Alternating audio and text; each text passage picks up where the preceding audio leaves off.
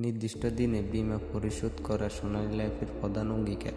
সোনালী লাইফের সম্মানিত গ্রাহক আব্দুর রহিম, তিনি 2022 সালের নভেম্বর মাসে 3 বছর মেয়াদি প্রতি মাসে 2,50,000 টাকা করে একটি বীমা পলিসি ক্রয় করেন।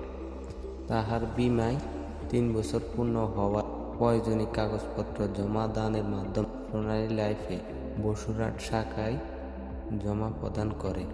সোনালী লাইফ বরাবরের মতো গ্রাহক আব্দুর রহিম সাহেবের টাকা ডিউ ডেটে পেমেন্ট করার জন্য জমা দান করেন।